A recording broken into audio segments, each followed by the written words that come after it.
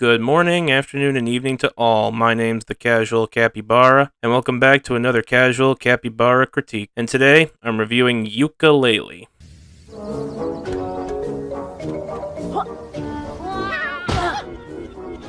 Developed by Playtonic, formed by scraps from the former Rare teams who developed Banjo-Kazooie, Donkey Kong, etc., Yooka-laylee is a spiritual successor to Banjo-Kazooie, because we ain't getting another Banjo-Kazooie, because Microsoft is doing the typical AAA studio act of sitting on an IP and doing absolutely nothing with it. And I figured since a full-blown remake of this game is coming out later this year, I'd give a retrospective to the original. I did mention it in my Anton Blast review, and in hindsight, calling it inbred might have been a bit harsh.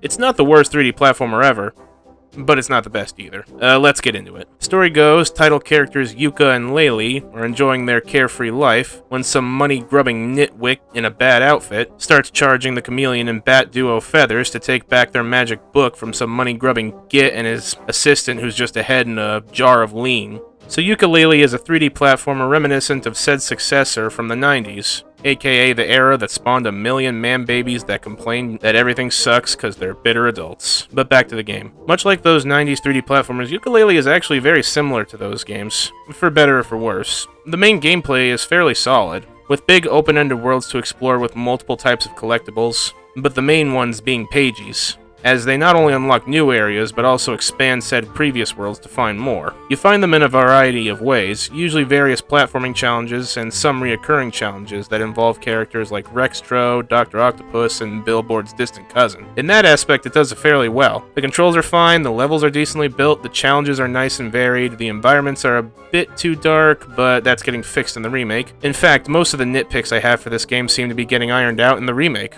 And that sucks, because I'm a critic. What's the point of complaining about a game if they're gonna work out the kinks? I got nothing to complain about if they're working out the kinks. If that sarcastic remark was an axe, you need to take that back to the grindstone. Yeah, either way, I still have a few genuine issues, but I'll address the biggest one. It's the camera.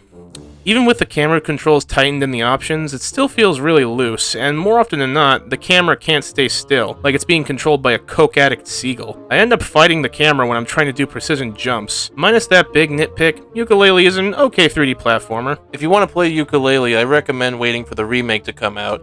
Or if you really need a Yooka-laylee fix, I'd recommend the Impossible Lair. Yeah, that's a 2D platformer, but it's honestly any better than it has any right being. I feel like it could have been a lot worse. Just look at Yandere Simulator, Bob's Game, Star Citizen, need I say more? And so with that, Rachel, Mandrake, thoughts? Did you see the size of Laylee's nose? Holy shit! How could you not? You could build a whole nother 3D platformer on that thing. And with that, I am the Casual Capybara, and thank you for watching.